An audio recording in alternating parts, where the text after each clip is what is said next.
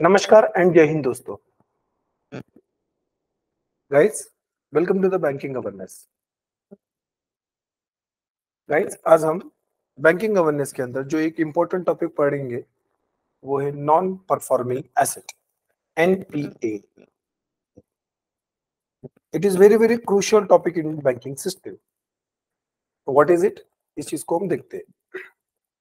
तो पहले non performing asset समझने से पहले हमको बेसिक्स के बारे में कुछ थोड़ा बहुत इन्फॉर्मेशन होनी चाहिए। जैसे बैंक होती है, तो कोई भी बैंक के अंदर आप देख सकते हो कि एसेट्स है and liabilities.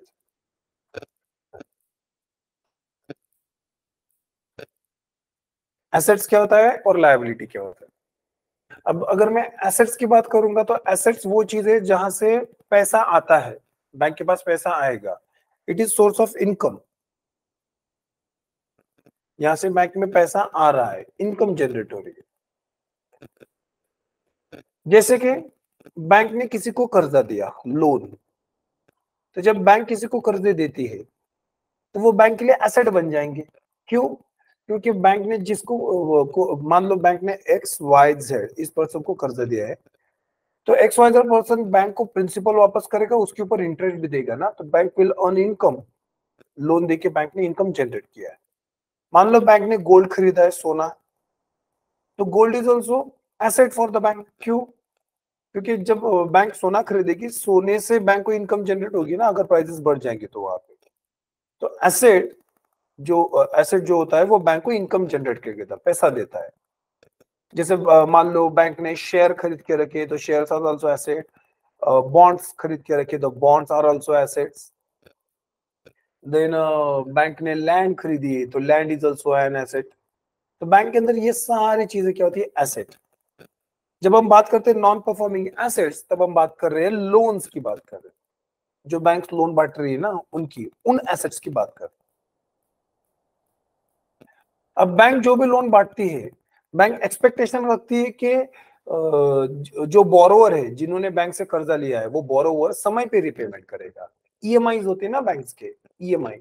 EMI constitute principal plus interest for 30 days. ये 30 दिन का होता है। एवरी मंथ इंस्टॉलमेंट्स, ये हो गया, ये ईएमआई है। Every month instalments, EMI. तो एक महीने का एक ईएमआई होता है, उसके अंदर प्रिंसिपल और इंटरेस्ट दोनों मिक्स्ड वैल्यू होती है। तो बैंक एक्सपेक्ट करती है कि बोरोवर एवरी मंथ अपनी ईएमआई प्रॉम्प्टली देगा, समय पे देगा। अगर 1 जनवरी को मेरा ईएमआई है तो 1 जनवरी को ही मुझे पे करना चाहिए, दो भी नहीं, 1 जनवरी को। उसके 30 दिन बाद फिर नेक्स्ट ईएमआई, उसके 30 दिन बाद फिर नेक्स्ट ईएमआई, उसके 30 दिन बाद फिर नेक्स्ट ईएमआई। 30 डेज का आपका एक टाइम इंटरवल होता है, हर इंटरवल में एक ईएमआई। जब ये रेगुलर ईएमआई आ रहे हैं, तब हम कहेंगे कि वो जो एसेट है, जो कर्जा है, जो लोन दिया है ना, वो परफॉर्मिंग एसेट है। तो quality of asset is performing, मतलब वो एसेट बैंक के लिए इनकम जनरेट कर रहा है। क्या जनरेट कर रहा है? Income. So any asset who is generating income for bank known as performing asset. तो यही से समझ में आएगा कि नॉन परफॉर्मिंग एसेट क्या है, कि any asset who is not generating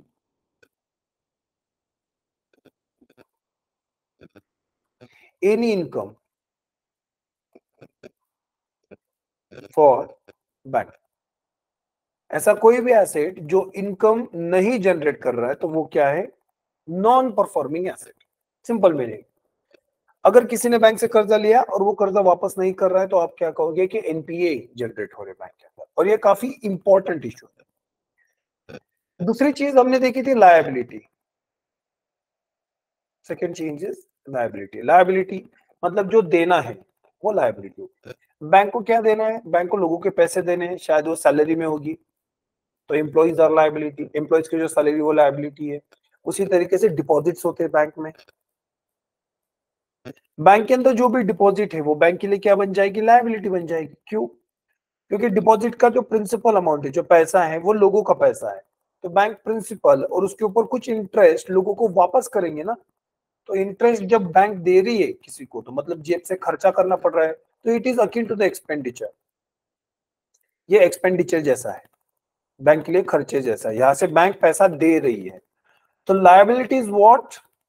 that bank have to pay something. Asset is what? Where bank will gain something. जहां पे कुछ मिलेगा वो एसेट है, जहां पे कुछ देना पड़ेगा वो लायबिलिटी। तो इस तरीके से हम देख रहे हैं assets and liability.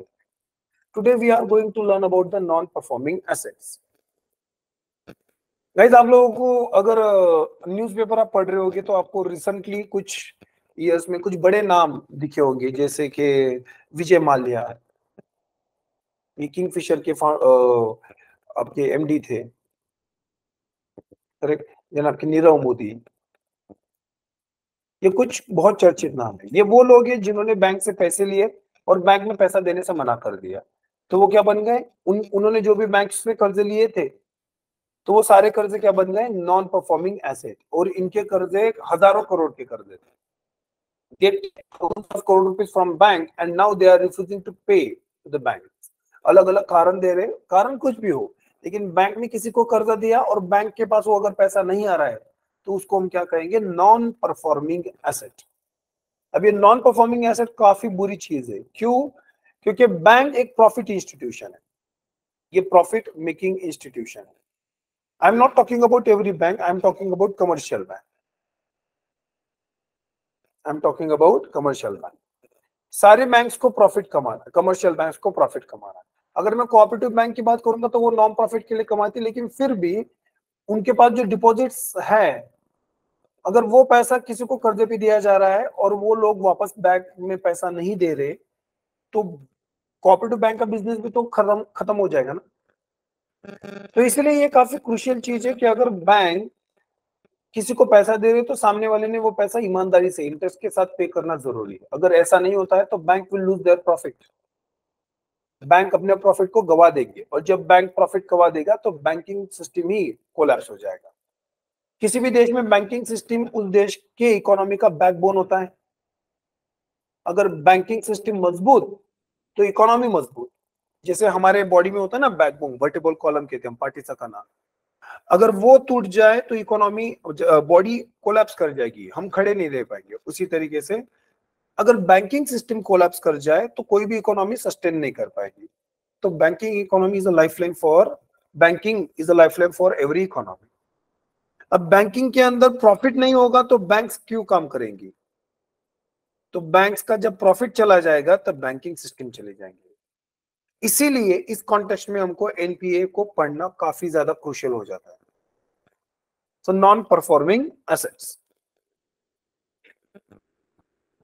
Non performing asset, यहाँ पे मैंने डेफिनेशन प्रिवेंट की है, प्रोवाइड की, my mistake.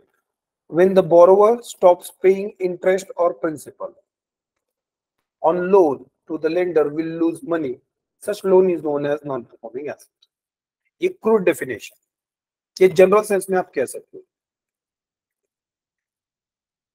In general sense what is NPA? जब बैंक में किसी को कर्जा दिया है और प्रिंसिपल और इंटरेस्ट वापस नहीं आ रहा है तो आप क्या कहोगे? एनपी। जैसे मान लो कि एक बैंक है, state bank of India, example. State bank of India ने एबीसी पर्सन को कर्जा दिया। अब एबीसी पर्सन ने 1 लाख रुपए का कर्जा लिया है, ये होगी आपकी प्रिंसिपल अमाउंट 1 लाख रुपीज। अब स्टेट बैंक ऑफ इंडिया ने 20% का इंटरेस्ट लगाया है। When State Bank of India is applying 20% interest, तो over a year, एक साल के बाद एबीसी पर्सन को 1.2 लाख रुपीज, मतलब 1,20,000 रुपए देने हैं। अब एक साल में 1,20,000 रुपए ABC person state bank of India को वापस करेंगे, तभी स्टेट बैंक ऑफ इंडिया को फायदा है। तो ये पर्सन मंथली इंस्टॉलमेंट देगा, तो 1.2 लाख रुपीज 12 महीने में, मतलब 10,000 रुपए पर मंथ, ये ईएमआई है। जब ये एबीसी पर्सन 10,000 रुपए per month on the set date, मतलब हर महीने की 1 तारीख को अगर ईएमआई देना है तो 1 तारीख को ही स्टेट बैंक ऑफ इंडिया को 10,000 रुपए मिलने चाहिए एबीसी पर्सन द्वारा, तब मानेंगे कि लोन स्टैंडर्ड है। लोन कैसा है? स्टैंडर्ड है। So what is standard loan? When borrower repay there loan promptly. जब बोरोवर प्रॉम्प्टली अपना लोन रिपे करेंगे तब हम कहेंगे कि वो स्टैंडर्ड एसेट है। उसके बाद जो भी है फिर वो प्रॉब्लमेटिक, मतलब एनपीए में कन्वर्ट हो जाएगा। मान लो एबीसी पर्सन ने एसबीआई को पर मंथ ईएमआई दिया, लेकिन 10,000 का ईएमआई तो 8,000 रुपये दिए, चलेगा क्या? नो, स्टिल हम ये कहेंगे कि बैंक को सही पैसा नहीं मिल रहा है, तभी भी एनपीए में डिक्लेयर किया जा सकता है। मान लो एबीसी पर्सन ने स्टेट बैंक ऑफ इंडिया को 11 ईएमआई रेगुलर किए, प्रॉम्प्टली किए, एकदम 1 तारीख मतलब 1 तारीख, डे मिस नहीं किया, और जो लास्ट वाले ईएमआई है ना 12th, उसको दिया ही नहीं, तो फिर भी एबीसी ने जो लोन दिया है स्टेट बैंक ऑफ इंडिया से, क्या उसको एनपीए डिक्लेयर किया जाएगा? तो यस, क्योंकि NPA non performing asset declare करने के लिए क्राइटेरिया क्या है कि प्रिंसिपल और इंटरेस्ट दोनों रिसीव होने चाहिए। अब यहाँ पे कैसा है कि एबीसी पर्सन ने 11 ईएमआई दिए, 10,000 रुपए पर मंथ, मतलब 1.1 लाख रुपए दिए, कर्जा तो 1 लाख रुपए, प्रिंसिपल अमाउंट 1 लाख है ना, तो 1 लाख से ज्यादा ही दिया है। फिर आप कह सकते हो कि वैसे भी बैंक तो 10,000 रुपए प्रॉफिट में ही है। तो ऐसा नहीं होता है, बैंक का प्रॉफिट, पूरा प्रॉफिट तभी होगा जब बैंक को पूरे 1,20,000 रुपए मिलेंगे। जब बैंक को पूरे 1,20,000 रुपए नहीं मिल रहे, तो बैंक कहेंगे कि उसको पूरा प्रॉफिट नहीं हुआ है, मतलब नॉन परफॉर्मिंग एसेट हो गया। अंडरस्टूड? तो अगर आप लास्ट ईएमआई मिस कर रहे हो, या फिर जो ईएमआई है वो भी इनकम्प्लीट दे रहे हो, पार्शियल ईएमआई दे रहे हो, स्टिल आपको क्या कहा जाएगा? एनपीए। मतलब मान लो आपने जो लास्ट वाला 12वां ईएमआई है वो 8,000 रुपए का किया, क्योंकि आपके पास ज्यादा पैसे नहीं है, तो ऐसे नहीं होगा कि बैंक बोलेंगे कि चलो ठीक है आपका सब कर्जा नील हो गया। नहीं, बैंक तभी भी आपको एनपीए डिक्लेयर कर सकती है। So it's banks choice. तो इस तरीके से हम एनपीए के कॉन्सेप्ट को समझते हैं कि एनपीए का क्या कहता है कि अगर किसी ने बैंक से कर्जा लिया है ना गाइस, तो उस पर्सन की जिम्मेदारी है कि वो समय पे बैंक को पूरा पैसा वापस करे, प्रिंसिपल और इंटरेस्ट। अगर बैंक को समय पे पूरा पैसा नहीं मिल रहा है, तो बैंक कहेगी कि सामने वाले बोरोवर जो है ना वो एनपीए कन्वर्ट हो गया। This is fundamental behind NPA, non performing asset.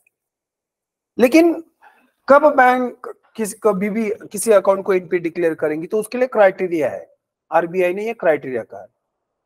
वो क्राइटेरिया वगैरह क्या है हम बाद में देखेंगे, पहले ये समझना है कि why the hell this banks need to classify their account as non performing asset. कि ये बैंक्स को अपने एसेट्स को non performing asset, performing asset इस तरीके से क्यों कैटेगराइज करना है? तो उसका सिंपल रीजन है to prevent losses, to prevent losses. Think about the situation, एक हाइपोथेटिकल सिचुएशन के बारे में सोचो कि एबीसी पर्सन है, एबीसी पर्सन ने बैंक से कर्जा लिया है 10 लाख रुपए का। अब नॉन परफॉर्मिंग एसेट वगैरह जैसे कोई चीज नहीं है, तो एबीसी पर्सन बैंक में पैसे रिपे करते जाएगा 10 लाख रुपए, ठीक है। मान लो एबीसी पर्सन ने बैंक में पैसा रिपे करना बंद कर दिया है, तो बैंक विल वेट कि एबीसी पर्सन बैंक में आएगा पैसा देने के लिए, शायद उसके पास अभी पैसे नहीं होंगे। ऐसा वेट करते करते 1 साल गुजर गए, 2-3 साल गुजर गए, एबीसी पर्सन बैंक में पैसा ही नहीं दे रहा है। मान लो 3 साल के बाद अचानक से एबीसी पर्सन बैंक के सामने प्रकट हो जाते हैं और कहते कि यार मेरा बिजनेस था, 3 साल से बिजनेस चलाने की कोशिश कर रहा था, बिजनेस फेल हो गया, अब आई डोंट हैव मनी, तो मैं इंसॉल्वेंट बन गया। मैं क्या बन गया? इंसॉल्वेंट। अब जब एबीसी पर्सन ने डिक्लेयर कर दिया मेरे पास पैसा नहीं है, मैं इंसॉल्वेंट हो गया हूं, तब बैंक क्या ही कर सकती है? कुछ नहीं कर सकती। Bank don't have any other option. Bank फिर कोर्ट के चक्कर लगा सकती है, और कोर्ट के चक्कर लगाने में तो फिर खत्म ही सारी चीजें।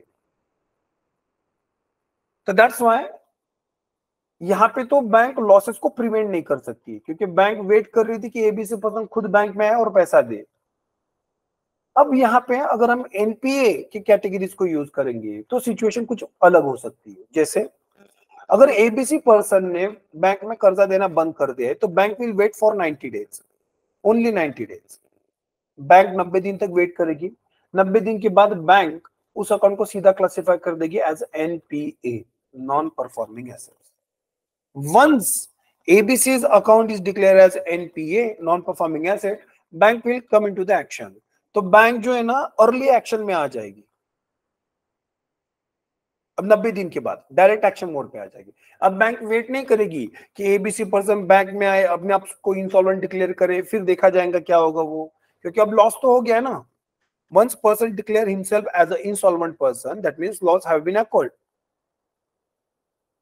तो यहाँ पे क्या होता है कि नॉन परफॉर्मिंग एसेट जब डिक्लेयर करते हैं तो बैंक अर्ली एक्शन में आ जाती है। तो 90 दिन के बाद बैंक एक्शन मोड में आ जाएंगी और bank will communicate ABC person on regular basis and find out what is the problem. If problem is resolvable, the loan will be restructured. If problem is non-resolvable, then bank have other options to deal with the NPA. वो सारे options क्या है वो आगे जाके हम धीरे धीरे सारी चीजें पढ़ेंगे। पॉइंट इज दैट कि बैंक अर्ली एक्शन में इन्वॉल्व हो सके, इसलिए बैंक को पहले अकाउंट को क्या डिक्लेयर करना पड़ेगा, एनपीए, तभी बैंक अर्ली एक्शन में इन्वॉल्व हो सकता है। सो एनपीए डिक्लेयर करने का जो ऑब्जेक्टिव है वो यही है कि बैंक प्रिवेंटिव मेजर्स स्टार्ट कर दे। Preventive measures, bank will undertake preventive measures to prevent losses, to prevent losses. तो लॉसेस को रिड्यूस करने के लिए प्रिवेंटिव एक्शंस लिए जाएंगी। और कब ले सकती है बैंक, जब किसी भी अकाउंट को एनपीए डिक्लेयर किया जाएगा, उसके पहले नहीं। So that's why NPA classification is very very important. और बैंक्स को ये NPA क्लासिफिकेशन डेली बेसिस पे करना पड़ता है, डेली बेसिस पे आप। So this is NPA. तो गाइस NPA मतलब ऐसे कर्जे होते हैं जो बैंक देती है लोगों को और वो कर्ज बैंक में रिटर्न नहीं आते, तो वो NPA है। NPA की जरूरत क्या है, क्योंकि जब बैंक में कर्ज रिटर्न नहीं आ रहे तो बैंक को फाइनेंशियल लॉस हो सकता है। To prevent those financial losses bank should indulge in early activities, preventive activities में इंडल्ज हो जाए। तो उसके लिए बैंक को 90 दिन के बाद अकाउंट को एनपीए डिक्लेयर करना पड़ता है। Then bank will start their preventive actions कि लॉसेस कैसे रिड्यूस किए जा सकते हैं। अगर हम बात करेंगे तो आरबीआई ने टेक्निकल डेफिनेशन क्या प्रोवाइड की है, कब हम किसी अकाउंट को एनपीए डिक्लेयर कर सकते हैं। तो डिफरेंट टाइप के अकाउंट को डिफरेंट टाइप के क्राइटेरिया है। हम जनरली एक ओवरऑल जो क्राइटेरिया यूज करते हैं वो 90 डेज का क्राइटेरिया यूज करते हैं। After 90 days of overdue, overdue का मीनिंग क्या होता है गाइस, कि मान लो 1 जनवरी को मुझे अपना ईएमआई देना है और अगर मैंने 1 जनवरी ये डेट मिस कर दी तो 2 जनवरी से मेरा अकाउंट ओवरड्यू रह गया, ऐसा कहा जाएगा। मतलब मैंने पैसे नहीं दिए। 2 जनवरी को क्या कहा जाएगा, that ABCs account is overdue account. मतलब 1 जनवरी को पैसा आने वाला था, 2 जनवरी को तो ओवरड्यू कहा जाएगा, पैसा नहीं आया अभी तक। तो जब कोई भी अकाउंट 90 दिन से ज्यादा समय के लिए ओवरड्यू रह जाए, 90 दिन से ज्यादा के लिए वो बैंक में लोन रिपे नहीं कर रहे, तब एनपीए को डिक्लेयर किया जाता है। ये जनरल रूल है। तो पहला क्राइटेरिया जो है, interest and instalment of principal, interest और प्रिंसिपल दोनों overdue for period more than 90 days in respect to the term loan. अगर लॉन्ग टर्म का लोन लिया है, 90 दिन से ज्यादा के लिए ओवरड्यू रहता है, तब उसको क्या कहा जाएगा, एनपीए। अगर मैं बात करूंगा OD NCC, OD stand for overdraft, NCC stand for credit card, overdraft and credit card. See guys, आप लोगों को पता होगा कि अकाउंट्स के टाइप होते हैं। जैसे एक टाइप होता है करंट अकाउंट। जब हम बात करते हैं current account is specifically current account, it is specifically meant for business person. जैसे अगर नॉर्मल इंसान, आप स्टूडेंट लाइफ में जब स्कूल कॉलेज के लिए अकाउंट ओपन करते हो तो वो एक सेविंग्स अकाउंट होता है। जो आपका स्टूडेंट अकाउंट है ना, वो सेविंग्स अकाउंट है। जो सैलरी अकाउंट होता है वो सेविंग्स अकाउंट है। जो जनधन अकाउंट है वो सेविंग्स अकाउंट है। सेविंग्स अकाउंट नॉर्मल इंसान को सेविंग्स ऑप्शन प्रोवाइड करने के लिए किया जाता है। लेकिन अगर मैं बिजनेसमैन पर्सन की बात करूंगा तो उनके लिए करंट अकाउंट ओपन होता है। अब बिजनेसमैन लोग कैसे होते हैं, इनको कैश रिक्वायरमेंट काफी ज्यादा होती है बिजनेस करने के लिए, लिक्विडिटी, उसको हम क्या कहेंगे, लिक्विडिटी। तो in case of emergency business person को करंट अकाउंट से एक्स्ट्रा लिक्विडिटी मिल जाती है, मतलब एक्स्ट्रा कैश सप्लाई किया जाता है। तो जिस फैसिलिटी से वो कैश सप्लाई किया जाएगा उसको आप कहोगे overdraft. So overdraft is a facility, ये एक सुविधा है जो करंट अकाउंट पे मिलती है, जिसके तहत जो अकाउंट होल्डर है वो अपने डिपॉजिट लिमिट से ज्यादा विड्रॉ कर सकता है। मतलब मेरा 1 लाख रुपए डिपॉजिट है, मैं 1 लाख रुपए से ज्यादा जब विड्रॉ कर सकता हूं पैसा, तब मैं कहूंगा कि मुझे ओवरड्राफ्ट मिल गया। तो overdraft is a facility on current account except Jan Dhan account. Jan Dhan account एकलौता ऐसा सेविंग्स अकाउंट है जिसपे ओवरड्राफ्ट फैसिलिटी मिलती है। तो जनधन अकाउंट पे ओवरड्राफ्ट फैसिलिटी मिलती है, वो सेविंग्स अकाउंट है। बाकी सेविंग्स अकाउंट पे ओवरड्राफ्ट फैसिलिटी नहीं मिलती है। सो overdraft is a facility availed on current account and Jan Dhan account, जहां पे जो अकाउंट होल्डर है वो अपने डिपॉजिट से ज्यादा पैसा विड्रॉ कर सकता है। ये होता है ओवरड्राफ्ट फैसिलिटी। तो ओवरड्राफ्ट फैसिलिटी में जब आपने डिपॉजिट से ज्यादा पैसा विड्रॉ करो, that means you are borrowing loan. आप क्या ले रहे हो? उधार ले रहे हो बैंक से। ये शॉर्ट टर्म बोरोइंग होती है, शॉर्ट टर्म बोरोइंग, और ये कैसी? अनसिक्योर्ड होती है। क्योंकि आप जब ओवरड्राफ्ट निकाल रहे हो तब बैंक वाले आपसे कुछ गिरवी नहीं मांगते ना कि कुछ ना कुछ आपको कोलैटरल देना पड़ेगा, नहीं। आप बिना किसी चीज को गिरवी रखे शॉर्ट टर्म अनसिक्योर्ड लोन ले सकते हो, तो वो क्या है? Overdraft facility. उसी तरीके से क्रेडिट कार्ड भी होता है। Credit card is what? Credit card मतलब ये एक प्लास्टिक मनी होता है जहां पे बोरोवर शॉर्ट टर्म की बोरिंग कर सकता है, कुछ समय के लिए पैसा उधार ले सकता है यहां से, बैंक से। तो शॉर्ट टर्म की बोरोइंग जहां पे होती है वो क्रेडिट कार्ड। ये भी कैसे होता है? अनसिक्योर्ड, ओवरड्राफ्ट की तरह। तो what is the basic difference? Overdraft और ये भी, तो ओवरड्राफ्ट भी शॉर्ट टर्म है और अनसिक्योर्ड है, क्रेडिट कार्ड भी शॉर्ट टर्म है, अनसिक्योर्ड है। But overdraft is a facility on a specific account. जैसे करंट अकाउंट के ऊपर ओवरड्राफ्ट एक फैसिलिटी है, credit card is not a facility. Actually card is a different product. ये एक डिफरेंट प्रोडक्ट है। अगर आपको क्रेडिट कार्ड चाहिए तो आपका एक सेपरेट अकाउंट बनेगा, क्रेडिट कार्ड अकाउंट होगा। उस क्रेडिट कार्ड अकाउंट पे आपको क्रेडिट कार्ड मिल रहा है। आपके पास अगर नॉर्मल सेविंग्स अकाउंट है तो आप उस नॉर्मल सेविंग्स अकाउंट से क्रेडिट कार्ड नहीं लेते हो, आप डिफरेंट प्रोडक्ट के ऊपर एक क्रेडिट कार्ड लेते हो। So here is the basic difference. Credit card is a different product, while overdraft is a different facility. Facility on the same account.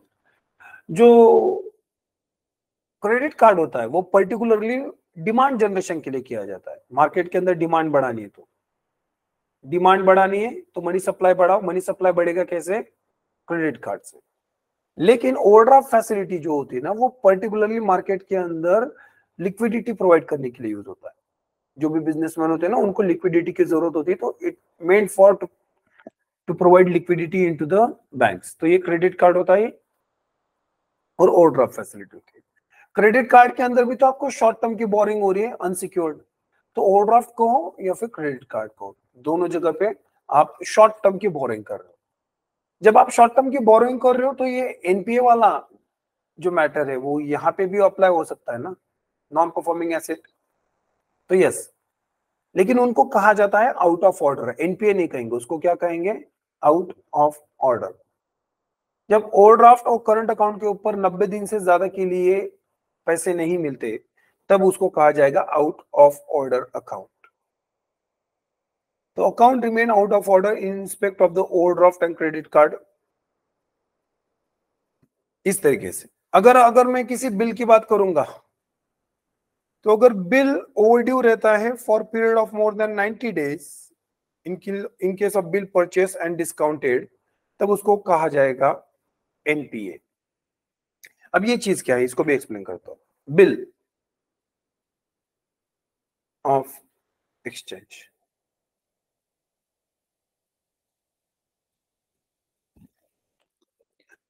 अब एक व्यापारी है ए, दूसरा व्यापारी बी। ए मतलब मैन्युफैक्चरर है, बी एक ट्रेडर है। अब जब दोनों के बीच में ट्रांजैक्शन होगा तो एक बिल भी जनरेट होगा। तो ये हो गया हमारा बिल, बिल ऑफ एक्सचेंज। यहां पे कैसे होता है कि बी ने ए से कुछ डिमांड की है, ए ने उस डिमांड को सप्लाई किया। तो मान लो पेन है, तो ए ने बी को पेन बेचे हैं। पेन बेचने के बदले में बी ए को मनी सप्लाई देगा, मतलब बिल पे करेगा उसका। तो वो जो बिल जनरेट होगा तो उसको हम कहेंगे बिल ऑफ एक्सचेंज।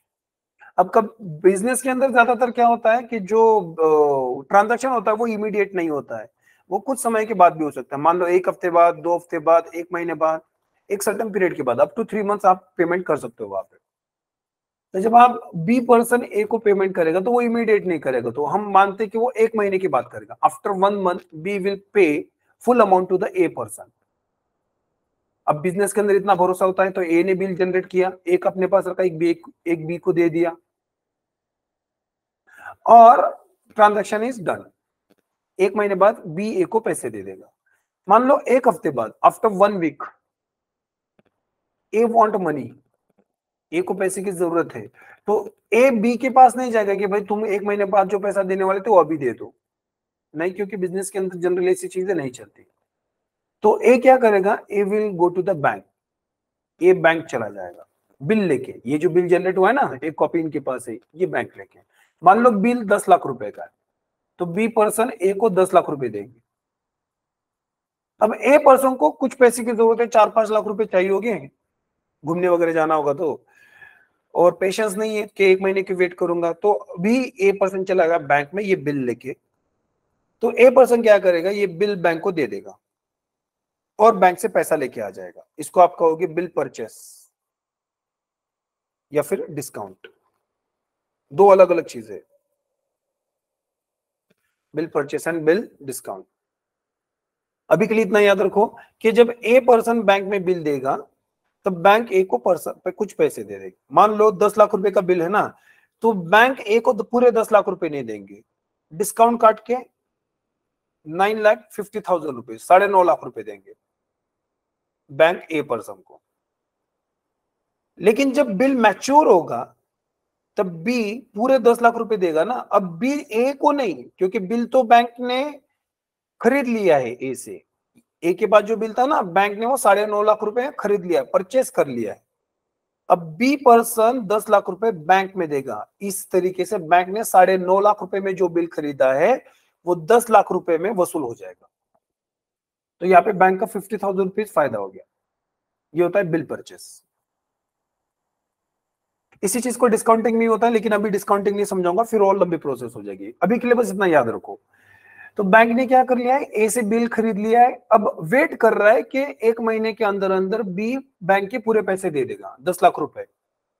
लेकिन मान लो बी ने पैसे ही नहीं दिए, तो after 90 days bank will called be as NPA. Bank will called be as a NPA, non performing asset. क्योंकि ये जो 10 लाख रुपए बैंक वेट कर रहा था 1 महीने के अंदर जो आएंगे, वो 1 महीने में नहीं आ रहे, वो और आगे डिले हो गया। तो अगर 90 दिन से ज्यादा डिले हो जाए तब क्या माना जाएगा, एनपीए, नॉन परफॉर्मिंग एसेट। तो bill remain over due for a period more than 90 days in case of bill purchase and discounted, तब माना जाएगा कि वहां पे क्या है, NPA. The installment of principal interest thereon remains overdue for 2 crop season for short duration crop।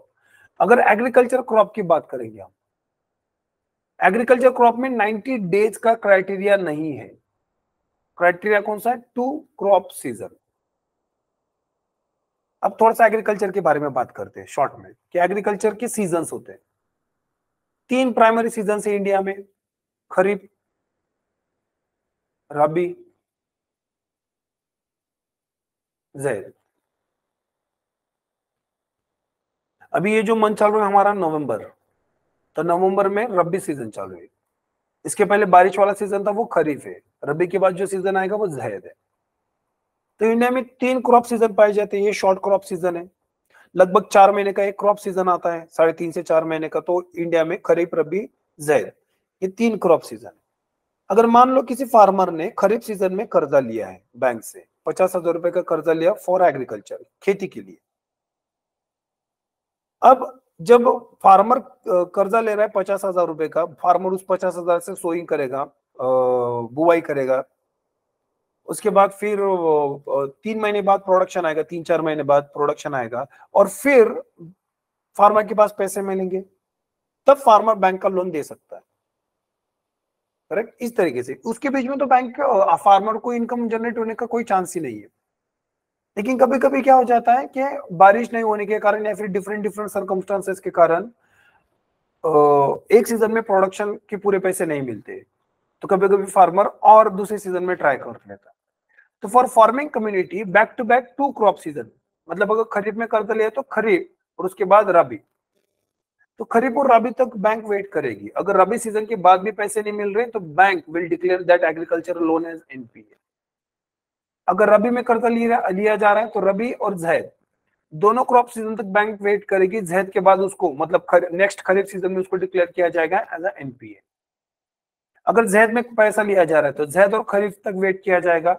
खरीफ के बाद उस एग्रीकल्चरल लोन को क्या कहा जाएगा? NPA, non performing asset. तो जो नॉर्मल बैंक्स के लिए 90 दिन का क्राइटेरिया है, वही एग्रीकल्चरल लोन के लिए वो 2 शॉर्ट क्रॉप सीजन्स इस तरीके से देखा जाता है। फिर बढ़ते नेक्स्ट की तरफ। अगर लॉन्ग क्रॉप है, लॉन्ग ड्यूरेशन क्रॉप है, जैसे कि कॉटन, देन बनाना और आपका शुगर कैन। अब कॉटन को 210 दिन का कम समय लगता है, बनाना का भी लगभग साल भर चलता है, शुगर कैन भी लगभग साल भर चलता है। जब हम इन क्रॉप्स के बारे में देखते हैं, तब ये क्रॉप लॉन्ग ड्यूरेशन क्रॉप्स है ना, तो किसी एग्रीकल्चर लोन मतलब किसी फार्मर ने अगर कर्जा लिया है और वो लॉन्ग ड्यूरेशन क्रॉप है, तो वो 2 नहीं तो वो सिंगल क्रॉप सीजन माना जाएगा, एक long duration crop single.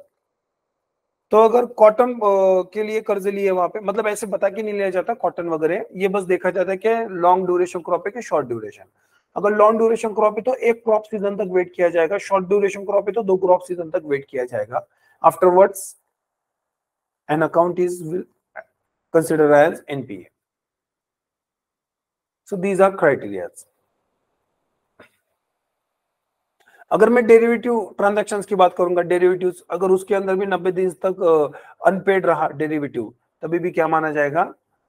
NPA, non performing asset. तो व्हाट इज बेसिक हियर कि 90 दिन के बाद, ज्यादातर यही क्राइटेरिया हर जगह पे, कि 90 दिन के बाद अगर कोई भी अकाउंट ओवरड्यू रहता है तो उसको आप क्या मानोगे? Non performing asset. वही अगर एग्रीकल्चर की बात करेंगे तो 2 स्मॉल क्रॉप सीजन या फिर 1 बिग क्रॉप सीजन, उसके बाद एनपीए में कन्वर्ट किया जाएगा अकाउंट्स को। So this is about non performing asset. ये उनकी टेक्निकल डेफिनेशन है।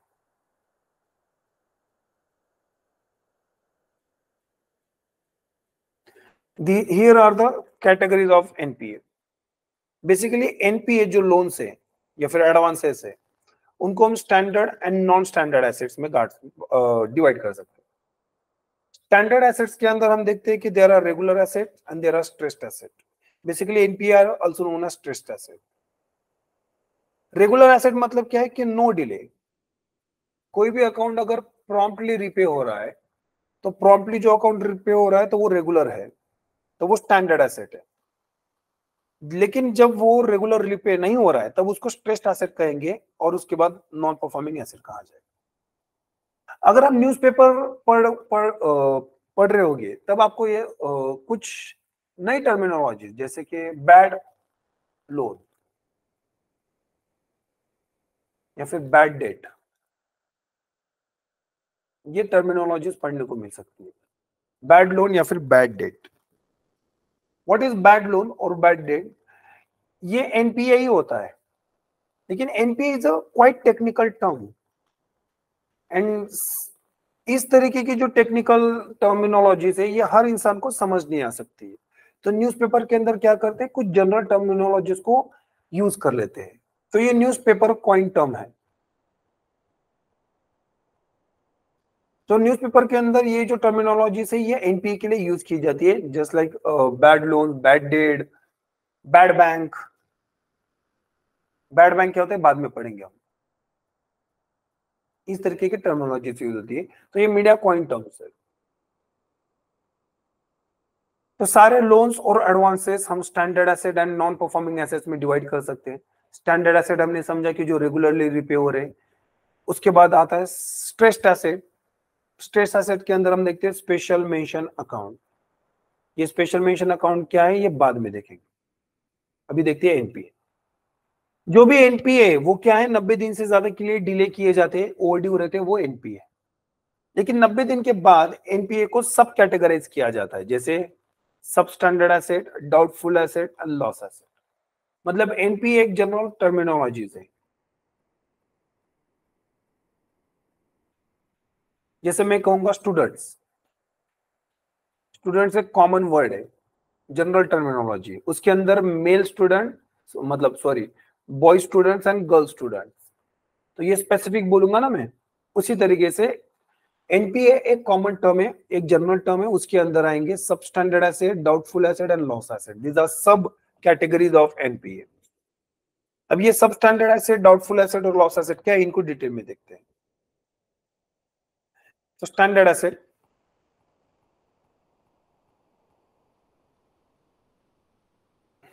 सॉरी ये गलत हो गया, यहाँ पे गलत डेफिनेशन प्रेजेंट की है स्टैंडर्ड एसेट की, sorry guys, my mistake, this is not the perfect, ये प्रिंटिंग मिस्टेक हो गई है। स्टैंडर्ड एसेट क्या है मैं आपको बता दूं। स्टैंडर्ड एसेट रेगुलर एसेट्स होते हैं, ये ऐसे एसेट्स होते हैं जो ओवरड्यू नहीं होते, they are not been overdue, ये ओवरड्यू नहीं है, इन एसेट्स को आप क्या कहोगे, स्टैंडर्ड एसेट। इनके बाद जो भी आ जाते हैं वो स्ट्रेस्ड एसेट और सब स्टैंडर्ड एसेट है। तो सब स्टैंडर्ड एसेट क्या है,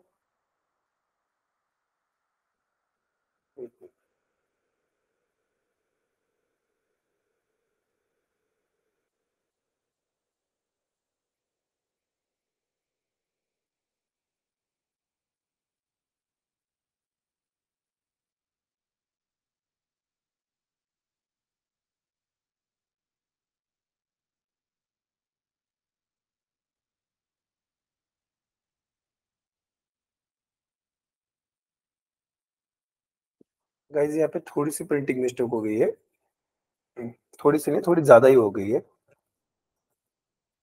I pledge my apology for this mistake. लेकिन जो भी है मैं आपको यहाँ पे रिटर्न में देता हूँ कि स्टैंडर्ड एसेट क्या है, सब स्टैंडर्ड एसेट क्या है, लॉस एसेट क्या है, ये सारी चीजें। What do mean by standard asset, अभी थोड़ी देर पहले कहा था कि जो भी एसेट रेगुलरली रिपे किए जाते हैं उनको आप क्या कहोगे, स्टैंडर्ड एसेट। फिर जो भी अकाउंट रेगुलरली नहीं रिपे किए जाएंगे वो किस में कन्वर्ट हो जाएंगे, सब standard asset. So after 90 days, after 90 days आप एनपीए डिक्लेयर करोगे, एनपीए के अंदर जो पहली कैटेगरी बनेगी वो होगी सब स्टैंडर्ड एसेट। तो once an account is declare as NPA मतलब सब स्टैंडर्ड एसेट में उसको कन्वर्ट किया गया। अब सब स्टैंडर्ड एसेट किसको कहेंगे, एनी अकाउंट, लोन अकाउंट, हाँ, asset, any asset which is overdue for more than 90 days।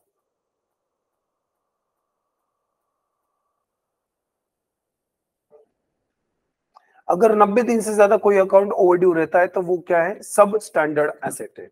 Any asset which is overdue for more than 90 days is known as sub standard asset.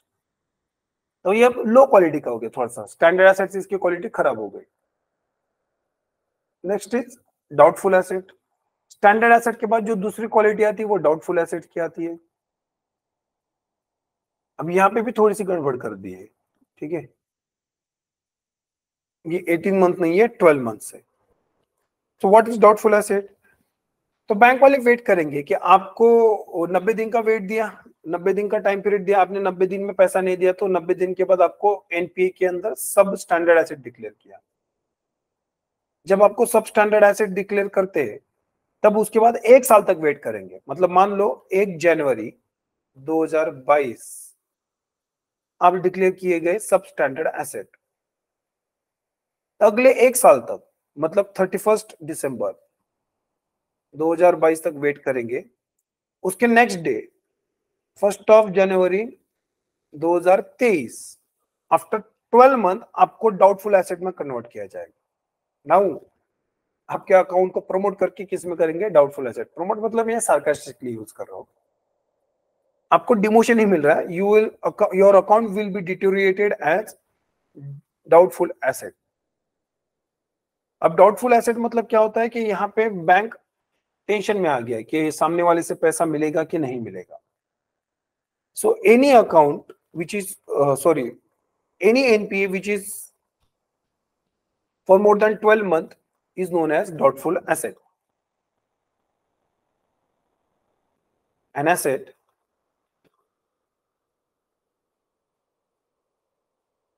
which is NPA for more than 12 months, मतलब एक साल।